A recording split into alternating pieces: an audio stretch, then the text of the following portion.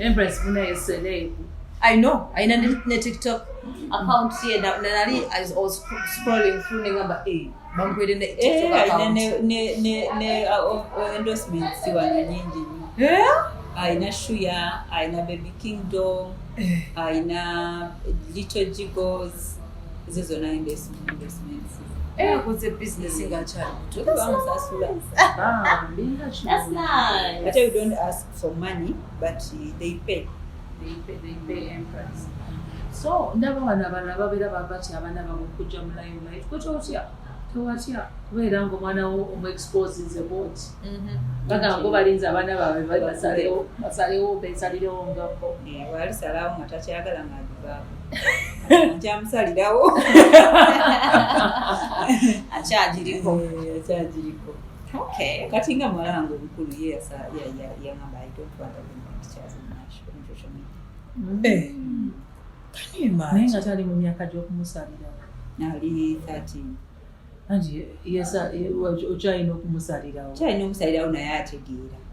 Ayogera n'agamba kino sikyagala kino takyagala. Okay.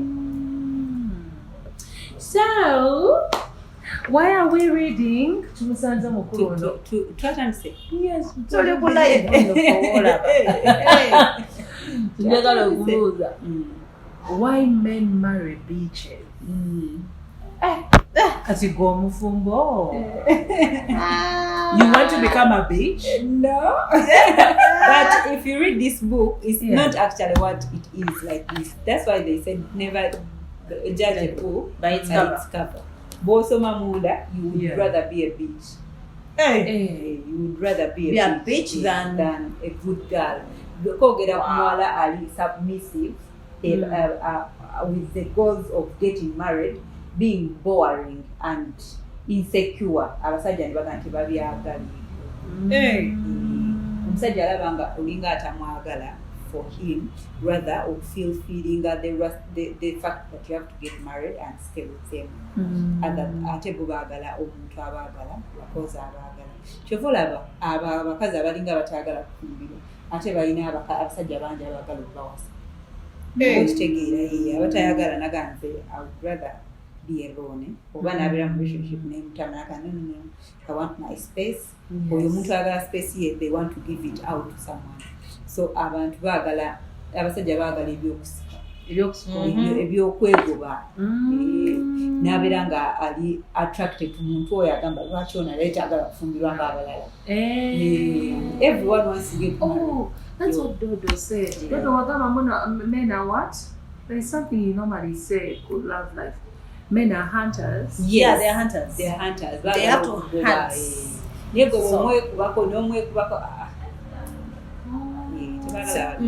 you make it easy for them, cherishing at the moment, children not playing hard to get a beat. Nagaman, Bina Yanta, and once they get they love it. They don't want to listen. They value you. So, well done on TikTok. Thank you. And, thank you. Well, posting or something, no, when I'm following, I think it's I look at it as over nothing. Like you talk about your family and people are interested in knowing. So you're a role model to many couples out there. Yes. Meanwhile, as I'm inspiring some others, I'm also attracting enemies and knowing some people. So that's the truth. Sometimes left, right and center nga bakutwala speed ku TikTok ne bakuvuma ne bakuzera nga bochikola otya banvumazi tobiraba nti olungi obundi kati ze olungi obundi ye bannange botikuba omusajja ye bannange kati fetukole tukyaka tomufumbira mboloza fe tutulya era enkya n'otekayo ka juice nogamba mwami so I like the way you have the social media. mwami kajuice. You get to say a comment. Budde sirina. I keep laughing. Nakola ka videos. Natandika okwegoba n'ensi. Natandika okutwala abantu mu field. Ntandika okukola kino, ntandika okukola kiri. Kati olumu comments zimpitako, read zimpitako. Naye bwe bambuma enzeka naye. Nakyama wakaswitch ka mulimba baddiya bivuma mu bijja wa mulimba. Finding out you don't look the stressed type because being a CEO or info transformation consultants now because you're into books. I love reading books for my own soul. Njagala okufeedinga ng'obwongo bwange mbeere nga fresh, mbeere na information empya all the time. In books there's a lot of knowledge. Naye nakifindinga it hard okutuula n'ensoma nga sina purpose. Kati beyond pages encouraging okusomayo akatabo. I review. I have a team of my other friends abagala okusoma nenga tefina budde. So because I know I have to review it, ended up That's why you also did a YouTube channel. Yeah. So I can share the knowledge I get from the books. I love sharing. So let me every time of your summer, is it about only marriage? No, I've just reviewed a book called Inspired by Bina. It's business. Business, how to improve business, how to be mentored and how to succeed in so many businesses and what to do and what not to do in business. So different things. And it's the women's month. Neranga, you're one of those that inspire very many women out there. I'm so humbled. Because most people, ebintu byabwe bisinga bibeera nga baami biba bitaddemu ssente. Nera the first time we saw you twalowooza kyali ekyo. Nti omusajja yanteekamu nti oba business ya mwami, so you're the pretty face sitting behind there. Omwami yanteekamu ddala ssente. Era todde eri n'olowooza nga omwami tanteekamu ssente. Naye bwe wali watandikanga? Natandika nzekka because I had a dream, a very big dream I was seeing. Nina ekirooto ky'okubeera kino. But bantu be nakigambanga they didn't believe me. Nze natandikira okweyita CEO. But my friends around nagamba kano ka business kono kagenda kugwanga That's okweraga. But when I met my husband, n'agiraba vision yange, teyagitegeeranga bwe ngitegeera, but yansikiririzaamu nagamba let me support you. So it's always good for a man to support. Yes, I can't stand a man who doesn't support me. Nze nali nsaba Katonda nk'omusajja. Nali nsaba omusajja ali self-employed. Olabe nti bwema nsika struggling for business, you can understand. Bondaba nga sifumbye emmere because I am reading, maybe I'm doing research or I'm doing one thing or two for the business or chimanye, this is what it takes me to improve business because now time wetuuka n'okiyitamu. So nganda omusajja ali employed, I don't send na abasajja bali employed babi, but you may not understand what I'm going through to improve business because you're not going through it to improve anyone's business. For you boss wakulagira kola kino n'okikola and you succeed their business. Kati nina okulagira ndi mukole kino bakikole business etambule. I'm thinking for the whole company. Meanwhile omuntu ali employed, mwami ali employed, someone is thinking for him to do what the boss wants them to do. Ate nasaba era Katonda mpa omusajja omulungi, saagala basajja babi. Basajja babi kikyo. Tebandabikira competition era Steve. Competition kuki? Kumusajja because nani? Muwana, don't you feel like wana? Ate ekyo kinjagala. Oyagala competition? Njagala omusajja tusobola competingira musajja. Sisobola. Kati baba bamulwanira okolooja. Ani omulwanira? Abakazi bali ofuna ndio omukisa okulwanira omusajja wange. They will not even get the opportunity to kulwana with who?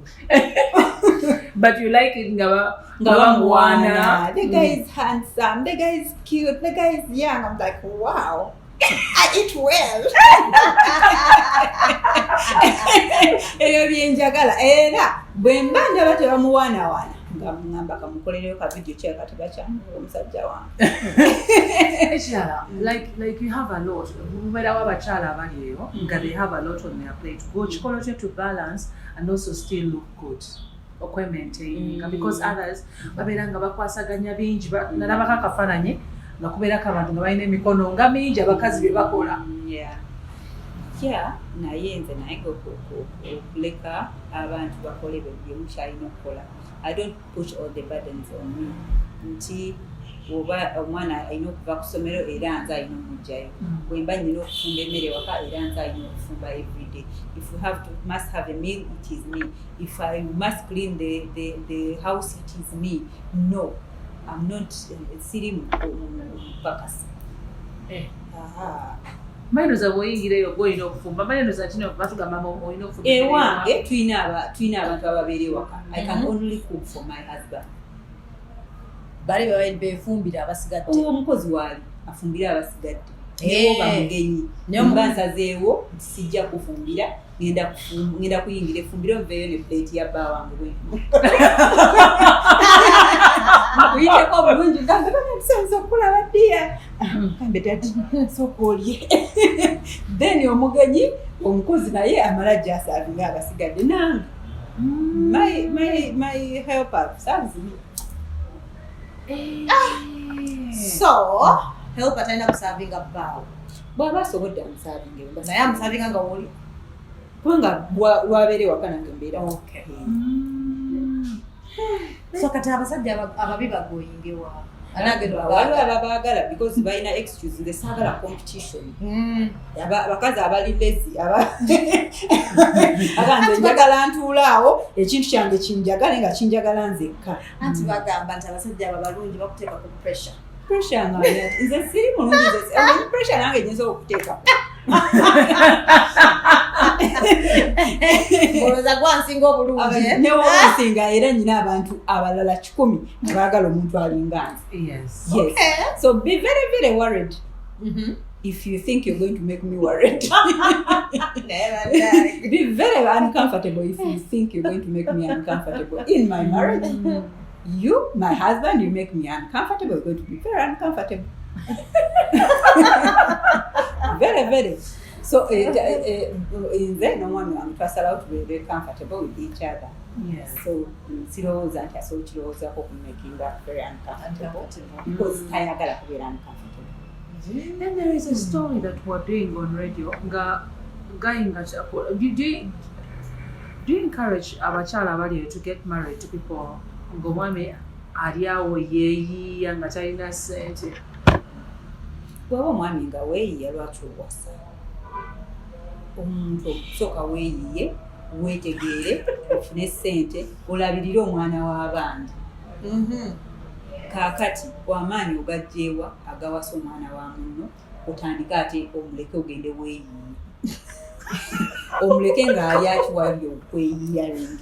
It is very, very simple logic. Ekwana obudde obujjewa amaanyi agakwana n'agakola ebintu by'abasajja bye bakola n'abakazi ezo obudde bukolemu ssente omala ozifuna nze njagala nnyo ogenda katrip kati ngaye tonafuna ssente naye wankwanya kati njira ndyawo nga weeyiya nga nenda okugenda kutuuka mwaka ki ng'ate bekwazirina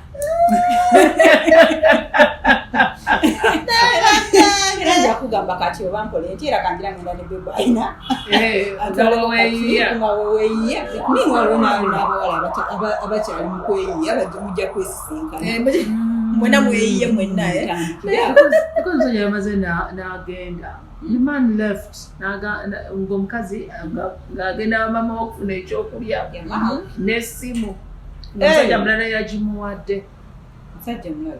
Omusajja mulala yagimugulira kati omusajja yabadde ayomba ng'ali awo omukazi abakazi b'ennaku zino baagala nnyo ssente. Baagala ye tazaagala ssente. Mukwano twagondera kyo lwaki men have decided to stay single. The Bible says, for God loved the world so much that he gave his only son. If God himself yali asobola okulagira nti munjagale lwampaka yatuwa omwana we. That was very precious. Yes, that's gwe musajja gwe ayagala muno n'otamuwa weeyita ki? What are you offering?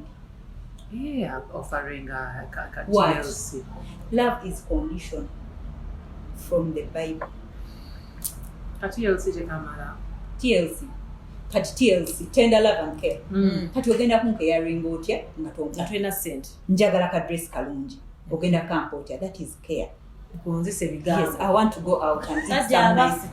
Basa ebigambo. Babijjawo abasajja. Abasajja abazibu. Batima balina omutima mubi. Bali bayize ebigambo. Balina omutima mubi aba alaba nga akugamba ebigambo ebibyajje like somewhere time jandi maze nga akola sente nagiyamu ebga najja nabikugamba. Babie. Naye kirala.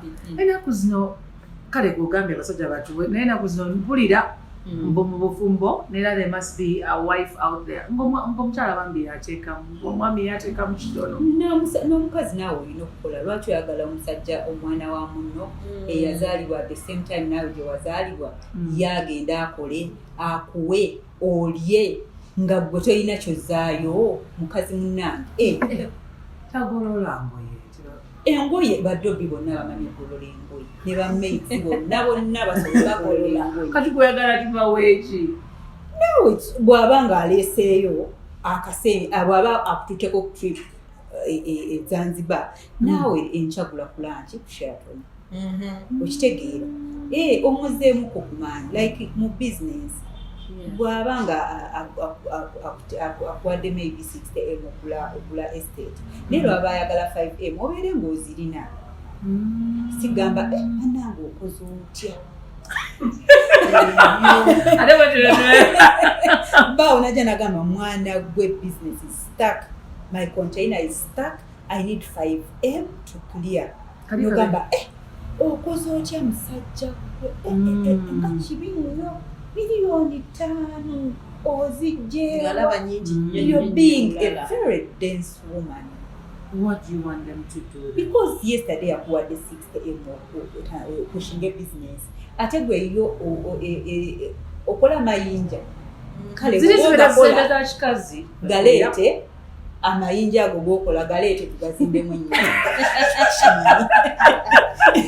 Kyonna kyokoze mu business. Ekyo ne kyaplayinga ku basajja abali supporting. Bobo supporting omukazi atali productive lekera omwa sente kwa taina gasa ate ne Bible kyogerako abatereka talanta ebintu byonna ndi referring to the Bible Genesis byomba mu talanta omunagiziika mwanagenda nagikubisamu mwanagirya yes kati bwe babagamba mukomyewo omulala yagikubisamu yajja n'amagoba oli nagireetanga bweri yajja tayina ate okudeetinga omusajja omwavu n'omukubira essimu bamugamba badde njagala omutopingireko wano waliwo business gingenda okukula nenyambako ntereko zino sente naye alokugamba basiina sente naye ogenda kukola otya katoyo mukola atya abakuwadde ekirowoozo ekyo ogenda kukola otya gwe ng'omukazi okoze otya omuleke omwana wa munna atalina sente onoonye ku muntu omulala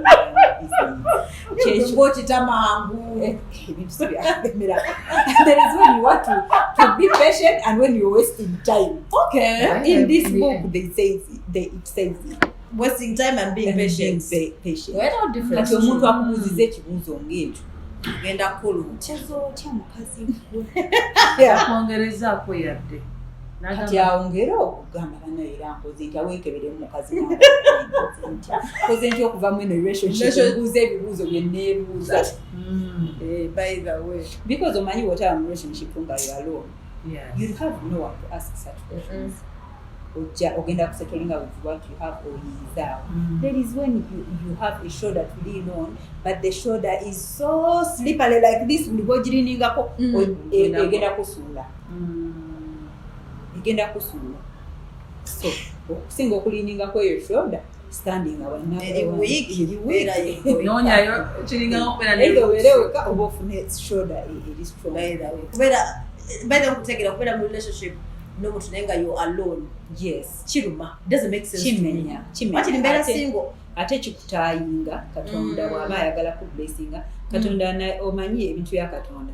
You have to have the empty hand nose begging n'alyoka kuteera. Naye tosobola kubanga okwasaganye ate n'afuna n'akuwa. Naye kyakwasaganya ebiveera tosaba Katonda bannaye nk'omugaati. Ate ebiveera bikwasaganye muntu. Kumbe olwetise mawolu. Soko obitye? Ota amawolu nga Lord, give me bread. Amawolu g'omusajja gate. Kwetise bikasava. Maholu gali wali chekakugasa. Ogamba Katonda mpo omugaati. Naye ofumbikedde bikasava mu ngalo. Soko osule kasava mu kati waliwo yatugamba side chicks association. Abali mu buvumo mujitya. Boba side chicks nga babyeka abakazi abasajja nga beetega obuli very weak. Obusajja obuli unfocused. Obusajja obulina abakazi bwebutaasalawo kwagala nga bwayingira mu relationship because of some things. Mpasizza because my mom said I should get married. Mpasizza because nafunyemu obusente empulira nga nkisobola. Mpasizza because my friend yawasizza. Kati aba abasajja from even women abafumbirwa because all my friends are getting married. Yo Antonella tugamba emyaka kigenze Doreen abasajja tebajja kukola kiragawo esooka olinde jeje abasajja balina otukwana tegigenda bwe twazaalibwa nabo ku myaka gye gimu baafa naye badda kufa abakazi guno bw'otuuka ku myaka 2 ng'ofa abasajja nga bafa ng'ogenda wakaweka abasajja nabo bali mukula tugenda kwesisinkana nga ffenna tukuze twekwa oba si olinzita madam kiragawa nawe batutiisa nnyo you're right. I think tuba ku society pressure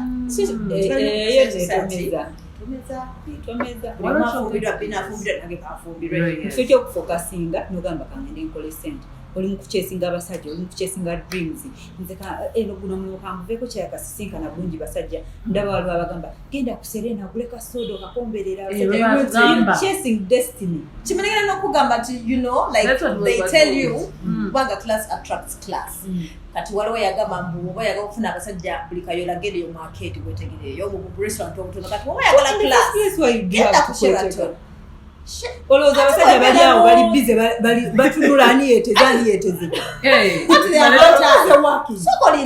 wembeera mu nju nga Bina Bina watera okubeera mu nju kati omusajja bagenda kati ali mu nju oli wano okuba nagenda yekweka kati wantu wajjaawo bantu tebandaba agenda kufuluma wasinkana omuntu disagree with kwetega thing. So how do we wabanga baludde okukwana what do we do? Baludde balina kunkwana olyoke measuring nti kati baludde wabantu. They say a woman like you in flower, right? Yes. No attracting. Kati bw'omala omwezi nga tebakwanye. I have a feeling obera wekizibu lwaki sigenda ku Sheraton neneetekamu akasente ogenzeyo ne batakwana wano osangayo omusajja naye agenza okwetega abakazi abalina sente nga abasajja munaku ekitegeeza okwetega ku lutego naye omuntu nga bw'ogamba destiny bw'aba wokola olunaku ojja kufuluma I'll tell you a story how I met my husband. Nali sikola Sabbath ate naye takola Sabbath kati n'afisa olunaku olwa Sabbath ajja alambula ettaka naye that day I was very busy neŋŋamba yali amulesenga asige namutwala because nkooyi naye yali amulesenga ngamba kyetaaga gwe n'omulambuza because njagala omunyonyole biki nenkomawo nga nkooye ndi very dirty in shorts neŋŋamba muyingire n'obusungu obungi naye spirit ya sente bwe nnyingira we najjukira nti ayagala kugula ttaka nenyingira mu mudi yokola ki yokutunda era nemulambuza nga munyonyola njagala agula ettaka and that is how we met. So omuntu omu yali aŋŋamba gobeera ku mulimu 27. I remember there was a guy who was 5 in middle days ngamba sirina budde buli kadde mbeera ku mulimu olumu najja napaakinga naninda twaleko out ne mugamba sirina budde I don't have time ngenda kati neera ne leero nina baplan mpaka saawa 2 nenvayo nga kwene ngamba kale tugezeeko enkya like that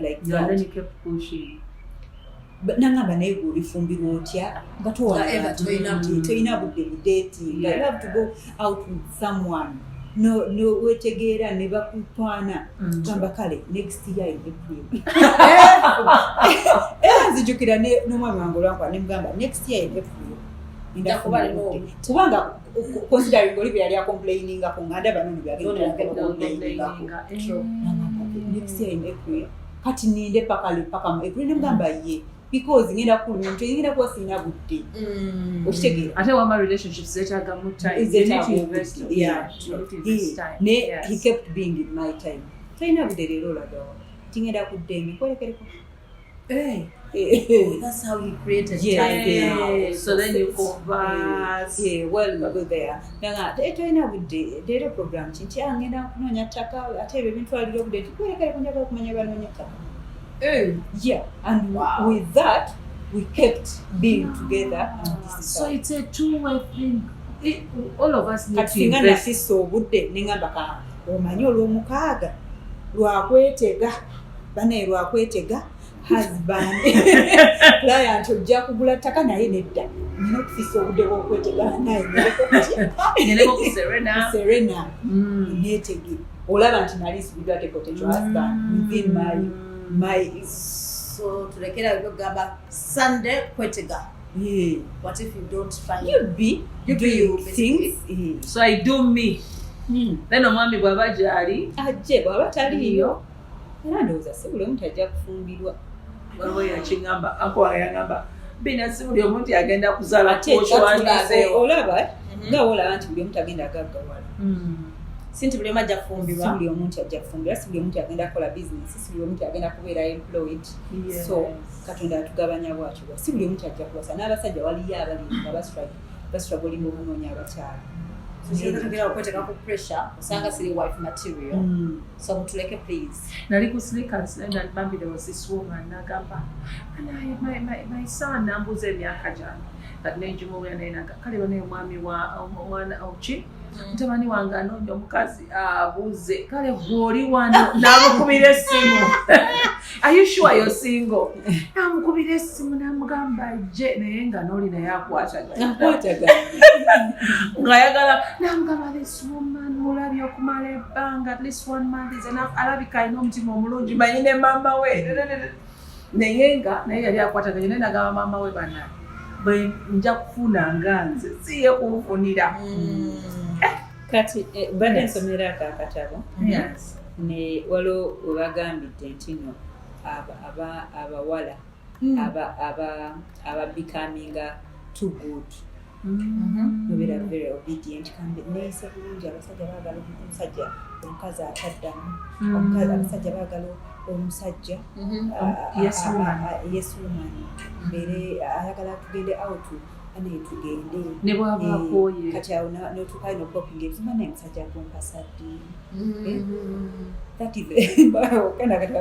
is a threat to men lwakyogala nkuwase lwaki wandigambye lwaki tonjagala like intention y'okubeera wano kwagala naye gwe oze ne intention it scares them away naye olaba gwe ngambye nti omanyi komawo April tudeetinge mu April ate yagamba njagala ati atukuwasa so bino byokutegeera naye mulimu ababeera n'abaana b'abandi namuzaalamu ekyapa ekisooka ekyokubiri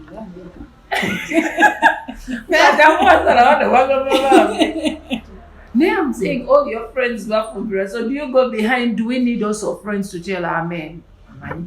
Bina muwase, dodo muwase. Kakati, ekisooka wa friend wa baba. Tebaagala n'akatono bakuwasa. Kubanga babadde balina ebiboozi byabwe gye balaga marriage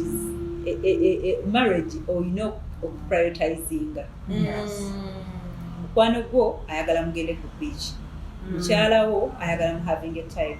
together for family time. Yeah. Kati agenda prioritizing. Of course, omusajja ategera agenda prioritizing a family. They will choose family over any friends. Very true. Era in most cases, nze mikwano gye nasanga n'omwami wange either bafittinga in our schedule or they bwagamba nti nze sabaathi mbeera nva ku kyaki negenda ewaka either bagenda kujja batusange ewaka oba tebajja mula bagamba nti sande sigenda naye omwami wange ali mujjuku babaddiya Babie akuba husband mbadde sikutera kuba ndi muka interview ne ba Bina tukyakalimu jangu katono tunatera okumalira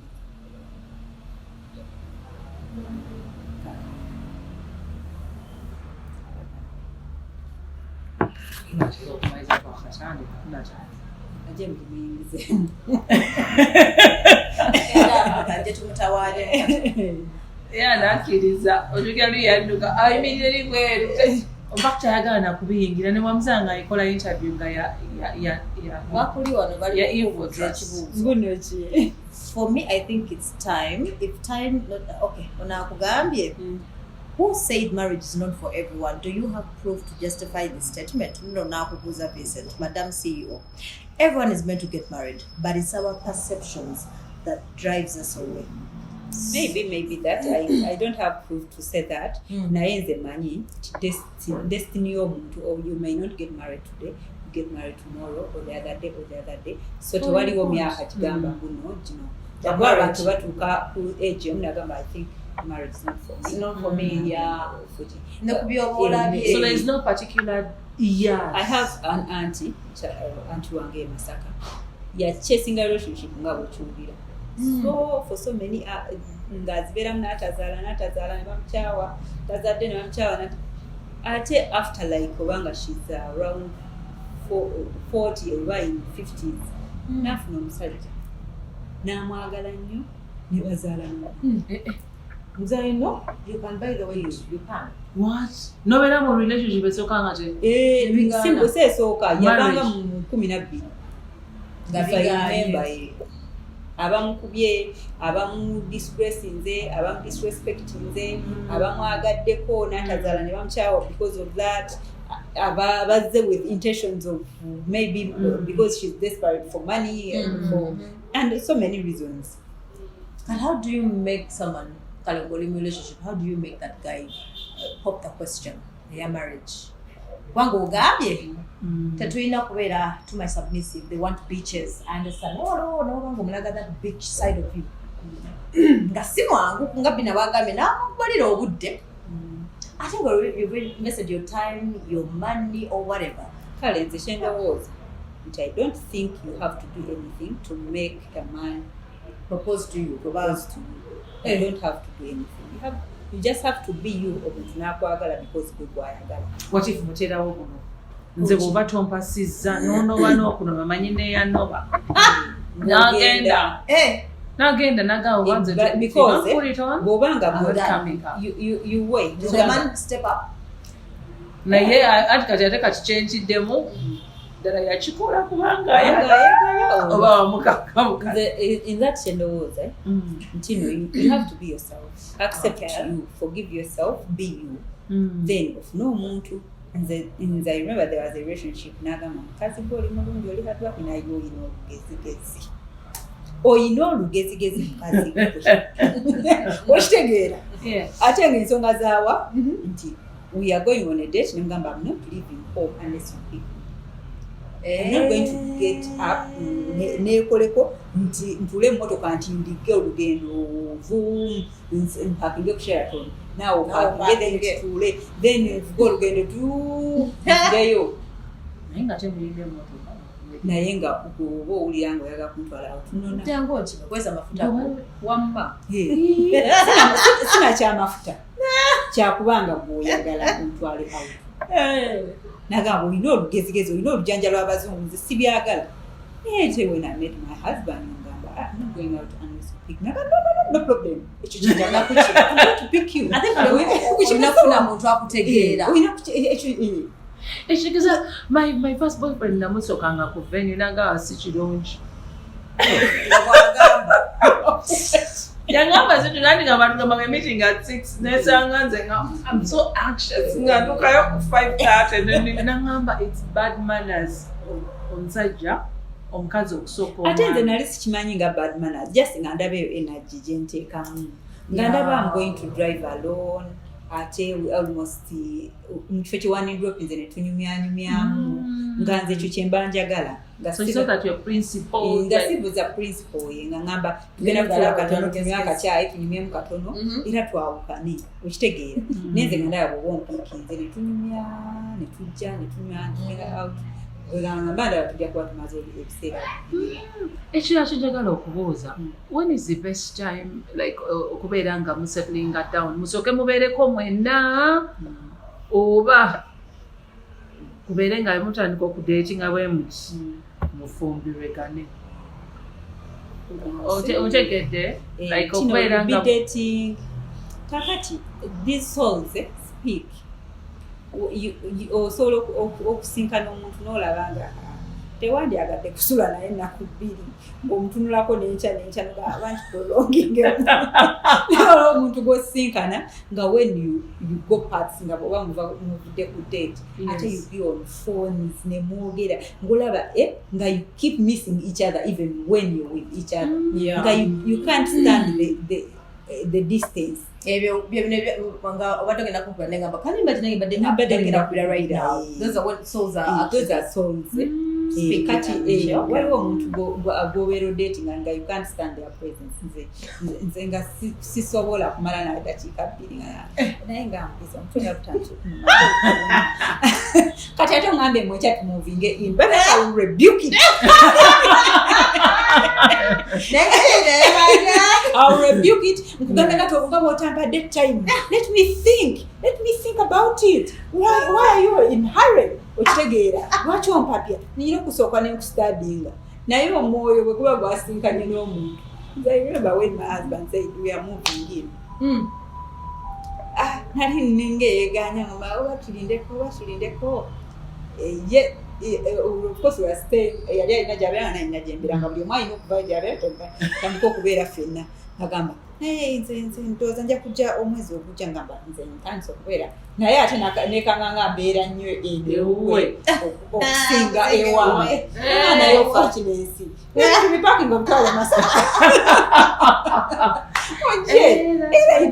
it was easy because ate nalabanga plans zayo nga tutegeka kwanjula tutegeka proposal tutegeka biki so it was easy for me okutuula nengamba okay kambeere gyendi zijje wano muyambeko okupreparing nga bwategeka okwanjula muyambeko maybe ani okusinga ate okusulanga eri it was easy like that naye nze ndowooza myoyo bwe kiba tekikwataganye naye fe abakazi tuyiga okwagala so osobola okuba nga toyagadde muntu at first because with time noyiga omwagala abamu nze ndi different olabanga kubote nsooka kufuna that cause attraction and tolerance nga manyi at least I can ne nga bwoyogedde waliwo akukubira ng'akunyiza n'okunyiza kati bajjali akuyisa atya tetwandeetinga mwabira bebyade mu public ndeeka naawe ndogeza bigambo nze nali ndi waliyo mu public yasooka n'ogwa ne wansi agati byogere wano tetugenda nko ku date yakubiri wama because I was so hopeful nga nasinkana Baju fire I rebuke it in the name of Jesus amen fire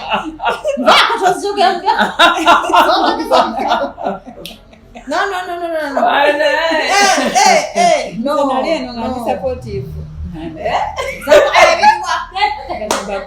Babie yali supportive ngali happy bana yogenda putting down you know you can get back nonya Baju mugulira amasuti wali ogenda muyita oyo wandi muyise onagenda kuwasa bisinga yatukolera amasuuti era nali ngambye beba ate ku ngeri gye njagala mbadde ekintu kino atukwasaganya oba munonye mu sponsoring ey'amasuuti awo anti tuddemudde oba tompadde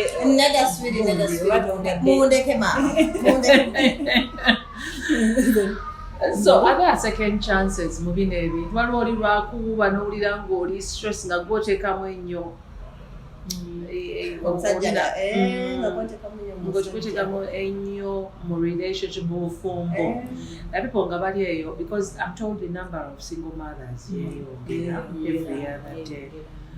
Should they give an opportunity to somebody else? Yes, they even after first marriage negaana gezaako eyokubiri bwegaana gezaako eyokusatu berenga antiwo gezaako eyokuna paka when it works. You keep trying paka Don't give up on yourself.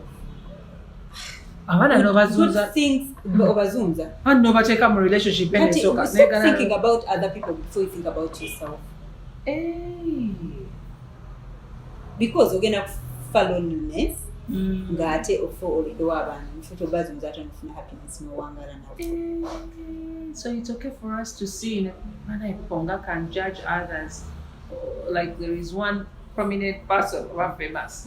Bambi yali mu relationship eno negana nayingire ddala kati mpulira yayingidde ddala. People things fail.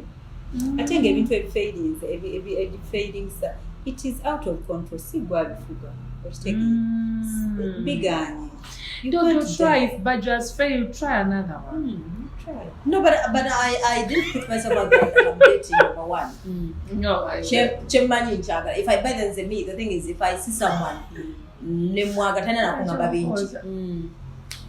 Omutima gugwagalirawo.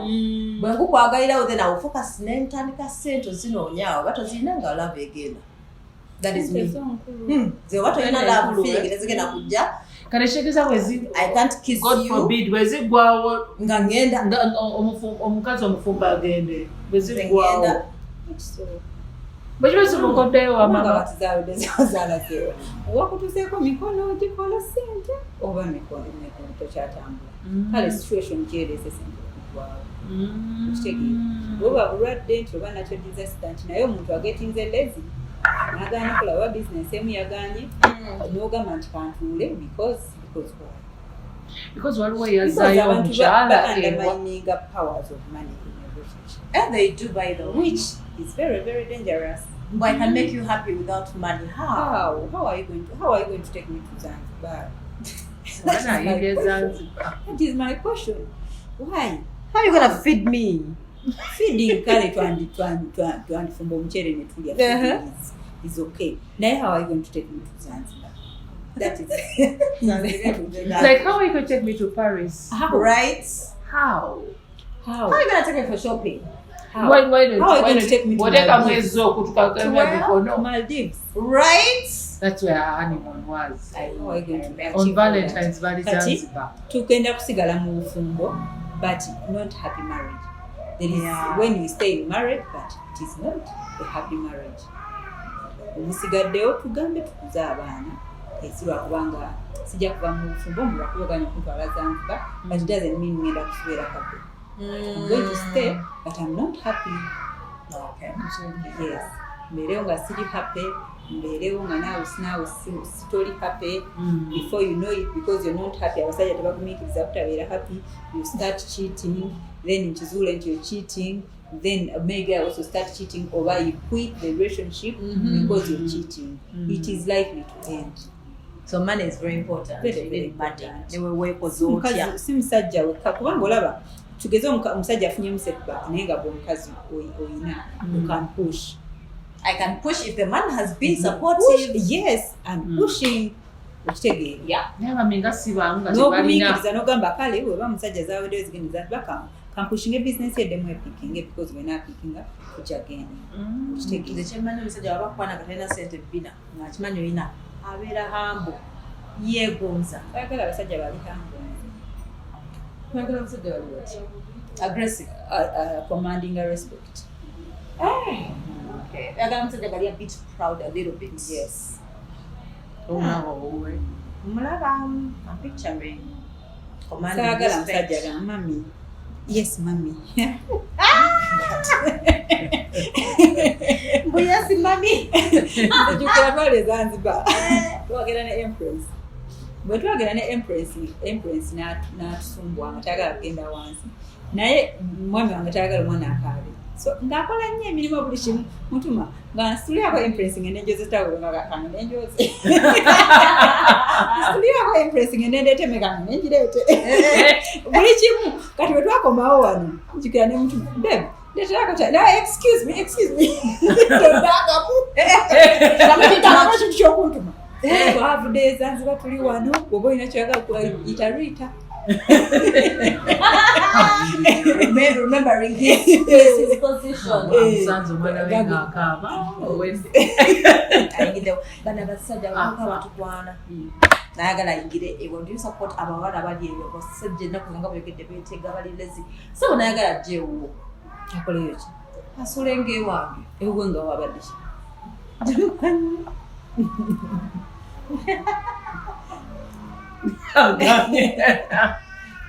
Nemanya.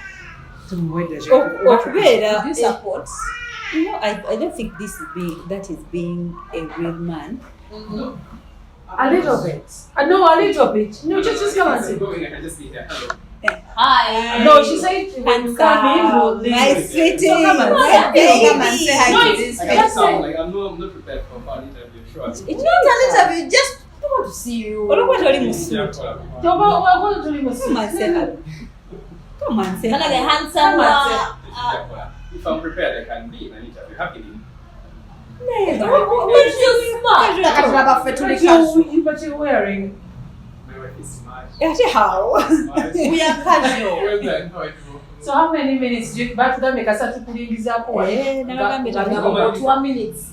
Atuwatandise later bit. Let's take a minute. Mujambi na tunaona.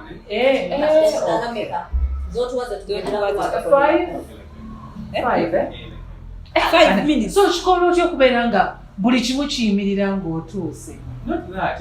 Banalise office nange nganziruka. Nsange tugende buli mwagala semi. Abaami abalala kibeera kizibu, so Yeah. okikola otya? Sina kwenchikola.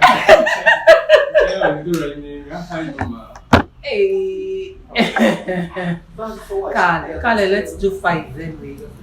So badia omwami amaze n'atuuka. Yes. Obuzeeyo ebibuzo bwali 3 tulina. Yeah. Naye wali. Babe, be there at least. Ng'akulabako ayagala. Atuwadde ebibuzo bina. Maybe one beautiful, but for more questions. Yes. Okay. Kachiri ky'obadde obuuza.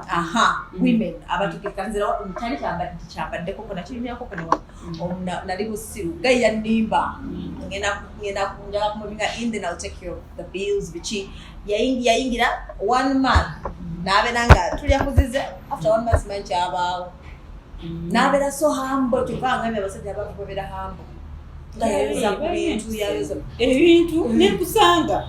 If I catch you. washing dishes washing Where's dishes ebintu? Ewaka. Kati nze ndowooza. Very unruly. Very unruly.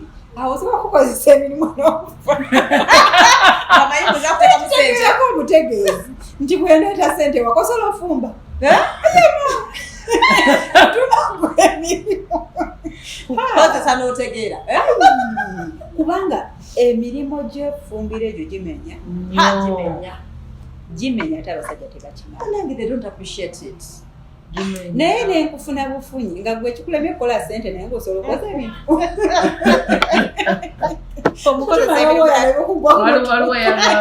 Waliwo omu yabadde ambuulira ku makya mbusimanya omwami we bwe yamugaye bannaaye emmere ndyaye mwaka tekakyakyuka gye bakoze ne beekobana ne house girl naye tamuteeramu yadde n'ekintu n'ekimu n'ayomba n'agamba emmere mulinga nga abagikute ne munyomunguza essefuliya ne mumpa n'agamba wagambye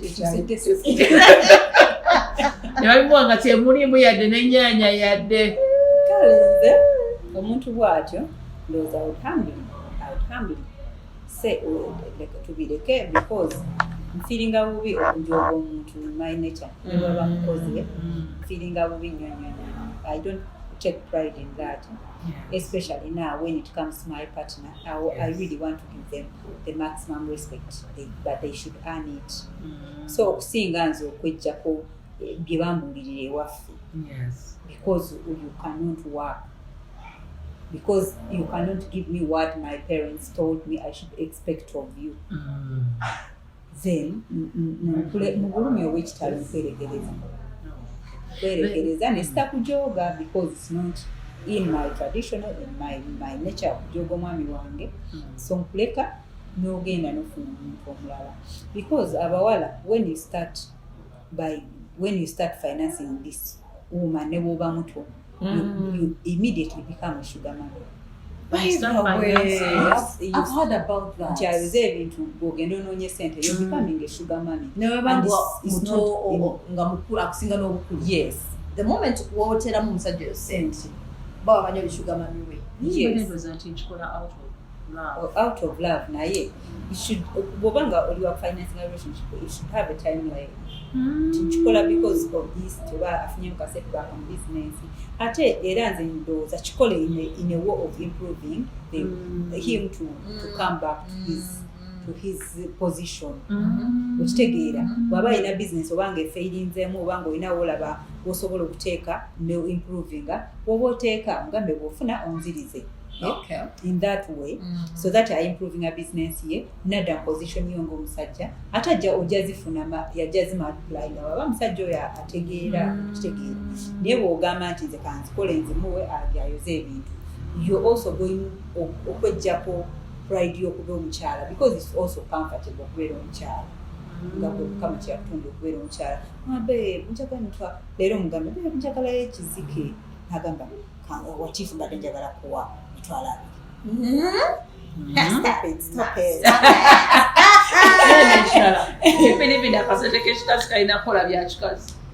Ebyekikazi biri wala relationship kale nze ndowooza ati relationship kiye kati bwetuukanga marriage bategeera there are things you outgrow. Sente zaanyu bazaanyu kisinziira kye mugenda okukola okitegeera. For example, we are opening an institute. Sisobola kulanga banga struggling painting ekizimbe ateka mugundi nagamba banange tuumulemu sente ziweddewo nga nyina millions 2 kwa account ngamba nyina kabiri kigende maaso. Because many sente bwe zijja it is our business. So tewabeerawo kuwola mulire kyasobola kwewola bawange bakumuwola, because bwe bawa kumanja sente zampadde business solo jiga. So buli wakisinyaako nti neetaaga sente nzijukira nti bw'aba alina sente nzikozesa nnyo nzeetaaga nnyo neetaaga bizinesi yeekole nnyo. So abatulaba nga bafumbo balina okumanya nti outgrowing bino ebintu by'okukuta. You reach a stage mwina abaana you paying fees ebintu bigenda mu maaso omwana tagenda agaana agenda ku ssomero because account yoli oba yasuubudde oba yakliyarinze kutera kalina sente. Ate naye tajja gamba mbu no business yo eraninze oba olina estate, for example tegezeza nnyo kutaka tulina estate gyogenda okugulawo naye nyina sente zitudde ku account naye kansereke because nsuubira okusuubula omwezi ogujja. Ozireta now it becomes obvious.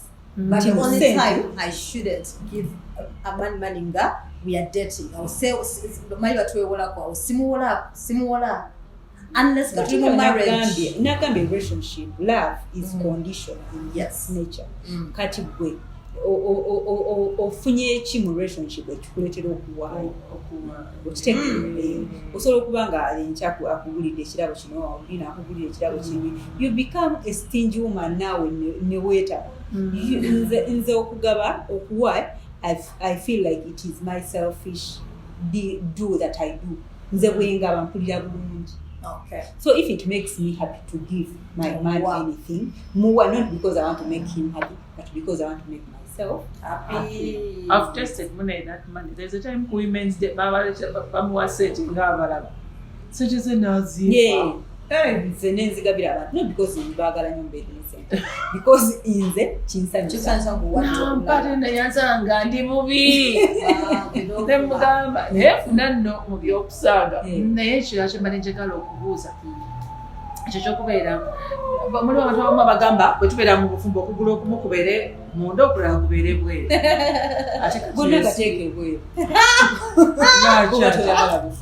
bagamba nti anytime mbeere nga munnange anti bwe nagambye nti nafumbiddwa lwakuba mukwano gwange afumbiddwa nafumbiddwa lwakuba everyone is getting married but you're getting marriage is a lifetime commitment kuba ebirayiro even I can sue my husband if they dated any other person if they betrayed my trust in my marriage so when ayingira nze sirina simanya plan B and C and D I am here to stay. Gwamanyi kwano. Olingazi wena abebe kuli yagamba yanoba mulundi okugumunera aine suubi sigena na kunoba. Swaliyo ngayagala otwambira mukwano because ngenda kubeera naye agenda kubeera wa. Because wanoba nja kumanya yanobeddewa jemba nange ndaga kubanga kyekyo kitwala. For better for worse. For worse. Mukwano ogato suze waka nti nsuze kasanga ati side ki. Kale kanzije bwe tuba twayombye twenyigire tusunguwale fenna nga tuli wali nga tunyize waki tomorrow we continue eriye woli jabeera alaze pana tujakisa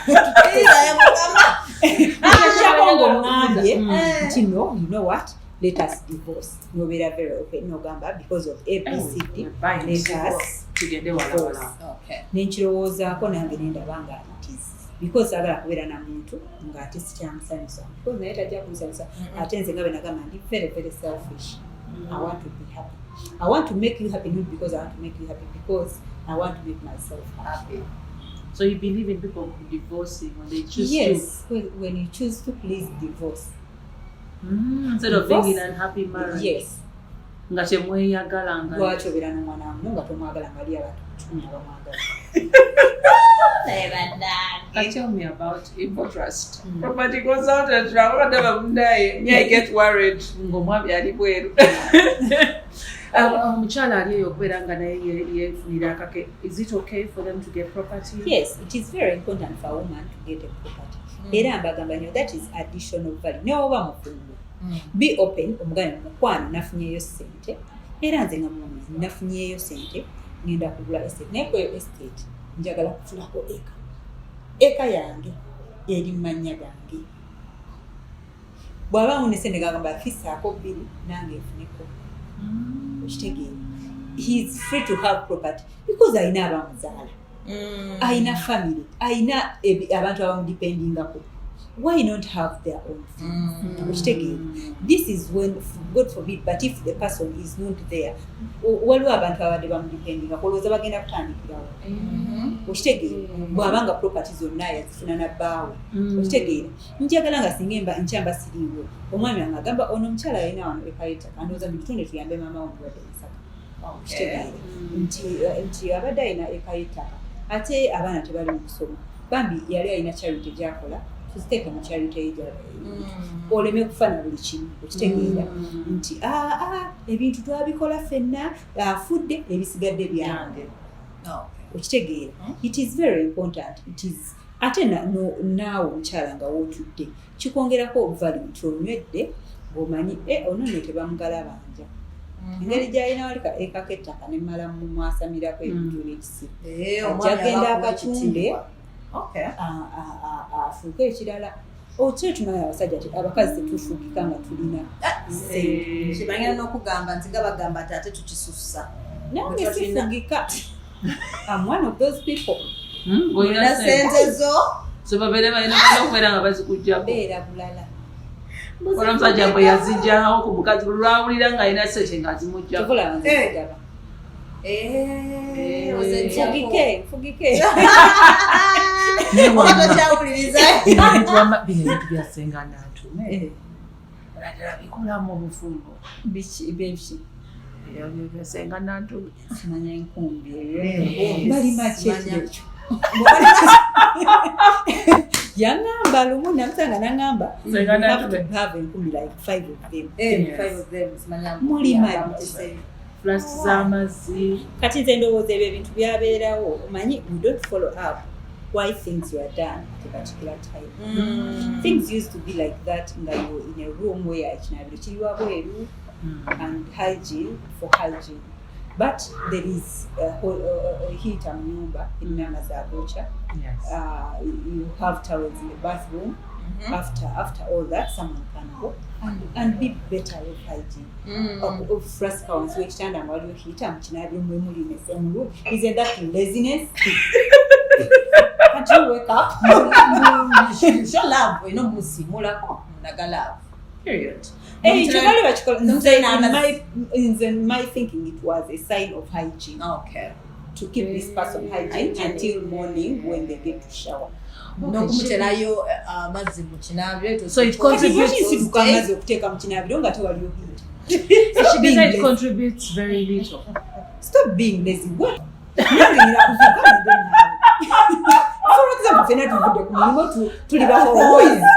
Otandika okuboilinga amazzi. Ntandika okuboilinga amazzi, tandika okutama wansi w'ekitanda as if we are not doing it. As if we are not from doing the same activity.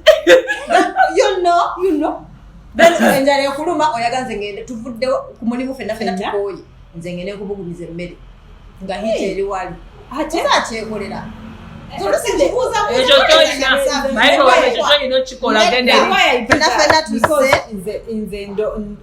Believing I'm testing emmere yange olumu nanjagala okutestinga emmere gyenfumbi apart from the maids kati ekyo nkyekolera because njagala kulya bulungi n'omwana yange alye bulungi.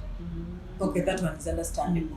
Nebyo byetufugiriza n'okugolagolola galina okugolera buli ddakiika kugolola abakozi webaliza okufumba bino sikyakasijja busobola gwe toswabye kwa tulina magulu olina mikono byekolere kati kyenkubuuza before I let you go. As we like, let me say I'm in my property somewhere and now go to maybe my land somewhere rent somewhere that I'm still dating. Am I supposed to okugamba ono muntu ayagala kujja owali mbulamu bwange katika to be married?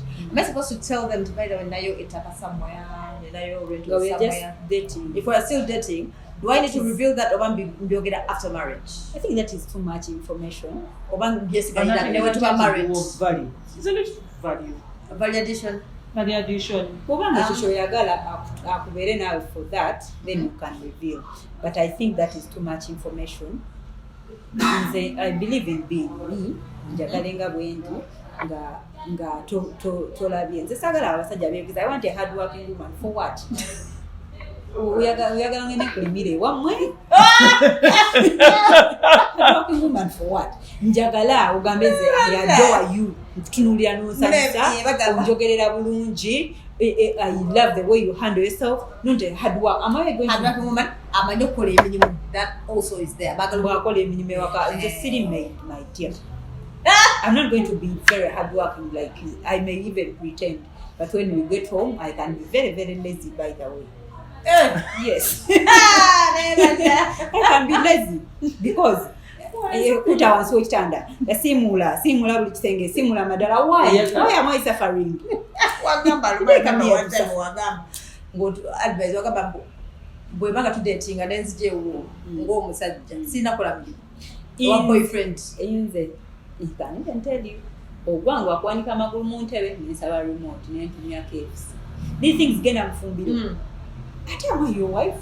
Ati mbaino kula wife material. Mbasa then ofune wife material. Then you cannot, it's all kusaba girlfriend. I can't do wife duty at a girlfriend price. Wapande chawa girlfriend kyongerede ku meza ate nze nkuwe wife. Lwaki bwe batayagala wife konfunyenga wife nenkuwa wife. Bweyagadde girlfriend funa girlfriend akyala n'ateekako TV and the remote amagulu n'awanika agamba babe I want KFC. that chicken at meza is the one I want. Ndwe moli girlfriend mubeera so serious bana. I know. tuyagala ffe byakubeera soft Tulina life. okulaga. You're lucky now. Tena competition gye tulina. Obuwala nga bwete. Obuwala nga bukyala ne butereze ennyumba ne butere. Musajja tegere nti nonna ajja kundabirira. I am a soft girl. You be a soft. Gwerinda. Abo abayonja be bato tebagenda bawasa. Tebawasa? So bagenda bafa abalire zino kyalo n'ogenda. Ngagana ekyo sweetheart kyange kino. Tekirina kyekikola ndowooza. Ate nga ndowooza wenafuna. Sagala Jemmy. Tutafuna omu. Sabira naye kyentegedde sigenda ngenda kwekera okwetega. Okugamba mundu ngenze out specifically n'omusajja tebijja kukola nkitegedde. Then abasajja ababi please. Olabira yayimbe. Are you ugly? Not dating ugly men.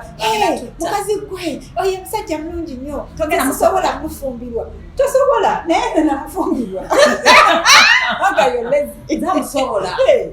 you don't want good things Mwagenda you don't want good things nze byenjagala kubanga mwena muli mumutya bagenda kulekawo mulungi nnyo ate nga bali mumutya tebagala namufumbirwa bamaze okuga nze omusajja alabika bulungi nnyo mulabe tesobola mufumbirwa kasigale n'omweru wange njagala kulya I want to be happy. Good. Be happy. No, the next time you want to see or Jeppy will say no. What's your final word? My final word is mukyala munange naye akataka omwezi gw'abakyala guwedde naye oba tulina ttaka okoze bubi nnyo kati omwezi oguddako weekwatekwate tuguleyo akataka. It's very very important. It is value addition. Toyina kirangalanga nti banaye muje mulabe nakuze ettaka nze banaye negaseeko value ojja kwewulira wennyini nga tokyanyenyezebwa. Kati wenjamifuta sinengula ettaka. You advise me to kulireka neri appreciating kuzimbawo rental kuzimbawo akayumba kange nensirika just in case bwendiba nfumbirwa nendoba nengendayo nga kuyimba kali eyo. Bw'oba wafumbirwa toplaninga kukunoba. Kino okubeerawo. Nze sina plans. Nze nafumbira sina plans za kunoba. Era sina mayumba nkulu. Ate nga I can afford building a house. Nenjimaliriza nebeera very nice n'okusinga buswa. But because sina plans za kunoba, alina plans ez'okunoba azimbe. Azimbe wala wanaagenda. Okiŋŋambye Kati nze atalina plans za kunoba ndi mu maka gano. However, nina properties. Nsobola okulaninga nti katandikeyo essomero. Nsobola okufuna naye kyembalabula nti zino rentals return on investment is really very very low. So omuntu akyakulaakulana you don't want to invest your money there. Yes. Buli ettaka defensing eri owuninge lireke li appreciating. Maybe you can do a little farming there. Likula lyo okusinga investment wowoga nekikantekeko rentals. Ojja kutuuka okusolooza rentals okujja millions 5 nga wateekamu nga rent ekusasula millions 10,000 buli mwezi. So ng'ezo sente millions 5 ze wateekamu singa tozitadde ewala n'ogula n'ettaka eddala ogatagata oba return on investment ziba kitegeddeko. So advising abawala batoototo ogula ttaka ne ba insisting on kuteekako rent. Maybe if you're looking for accommodation you can build and sente z'oteeka ku nyumba tezidda. It's true. Ate n'okuzizza even when you put rentals abapangisa there it is not easy. So you buy land, let it grow. So where can they find you to get such information? Yes, that information ekwatagana ku ttaka. Yes. Ne business tips kubanga I can now just find nkozeko business ezimala okuwa omuntu amagezi ku business. Ate nze I hardly verify myself. Always ngamba bantu bangi bangambye tutuleko tuyigirize otuweke emisomo. I have not verified myself yet to do that. On a personal level you can. On a personal level I can give a business tip 1 or 2 because I've done over 20 businesses. Ezifairinze n'ezigrowing. Wow. In those businesses, would you allow someone like if I want to start a business, should I borrow money or No. Don't even think about it. Don't think about it because togenda kukola sente zimala kusasula loan na kusigaza business. Wona amalira loan business ejja kuba egudde. So I'd rather use the money. So ufune engeri gy'ofunamu sente za capital. First, building a capital esooke kulekulemu. Then you can borrow money ng'omanyi nti ne bwe zivaamu ziri eza capital wange zisigala. Okay. Tundayo akataka otandike business. I would highly advise someone okutunda ettaka natandika business. Omanyi we bigana watiriza sente zaali sente za. Okay. Naye nga tusangibwa wa YouTube. Okay. Tusangibwa Kabucha. Slightly opposite ne Ruby's. Better. Slightly 10 meters. Kusipaka bagamba 10 meters. Yes. Okuva ku Ruby's. Opposite. Tina pages, CEO Info Trustee. Tune number za amasimu 0774322305, 0709981937. Is the number was kubako bakasoma care bakola komandi. You may insist ngamba njagala kwogera ne CEO. Please come. Please come. Mwemba CEO, make an appointment.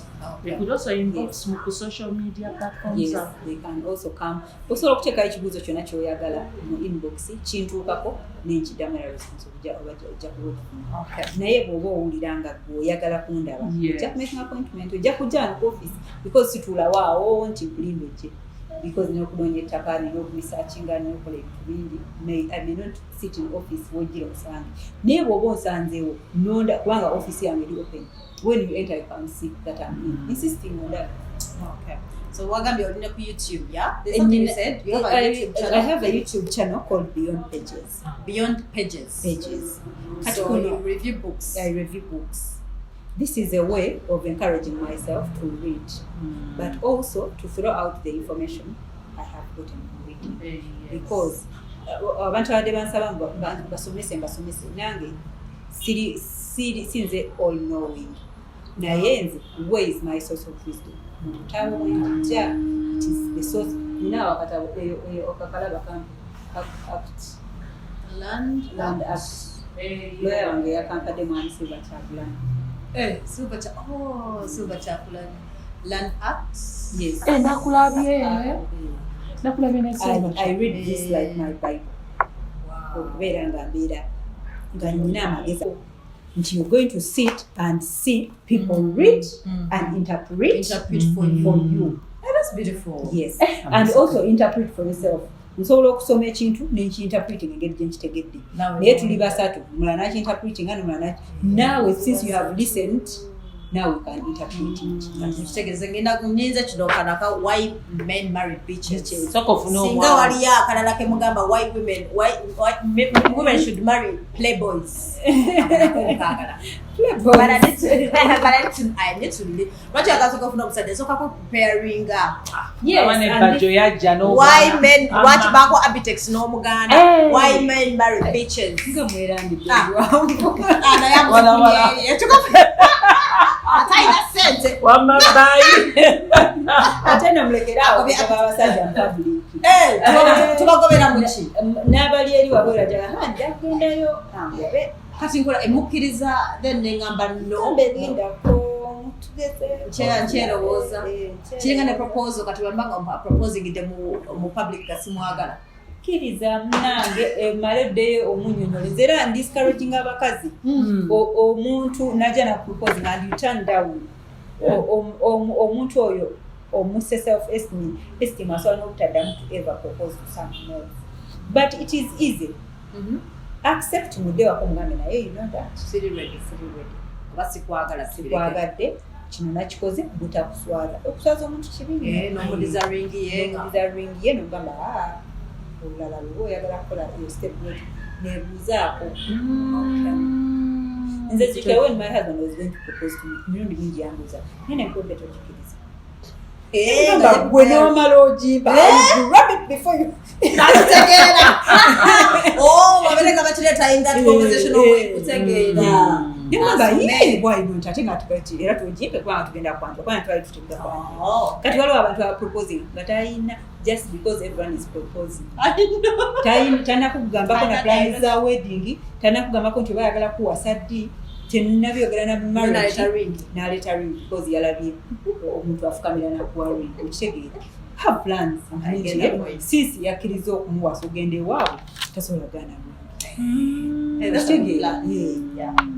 naye bwe tonakuwaako plans ki olw'okuba wafunye olubuto mugamba kam proposing I'll keep it. Noleta no karingi ke balonze wali ku street kameka but it's a kati ate n'ebyo bya ring toba yameko bayamekanzi sama ndolawo akwani mu advent twambala ring tumambala ring but I'm wearing this because my husband gave it to me. Nangamba I should not see it as a ring but rather I should see it as a gift nga bayanipa densa esawo banga bayampa necklace.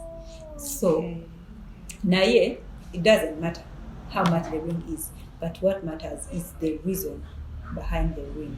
Is it a genuine reason? Is it because you want to take me home? Is it because you really want to marry me? Or is because pressure? Others want to make people jealous. Nugubuka mulumye yanchawa katika somo ne mbaga chokanga ne ex era ne mbaga yagenda kufuza mbaga ne era ukakananga ina bakaza babiri Chibinyo mchikomo. Parts. Because when why do you do that? Stop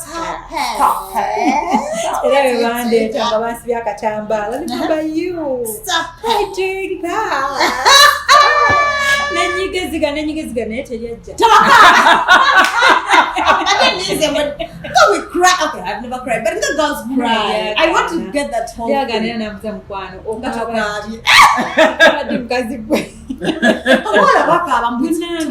But you were happy. Ndaba baduka ne batuuka eri senali saagala kuva na busite nga saagala nve mu target we mulabira. But you were genuinely happy. Yes, very genuinely happy. Yes. Okay, that is good. Even men cried. Your man cried. He cried. Nena to wakaba wedding at least. Eric, tujye kwa next round.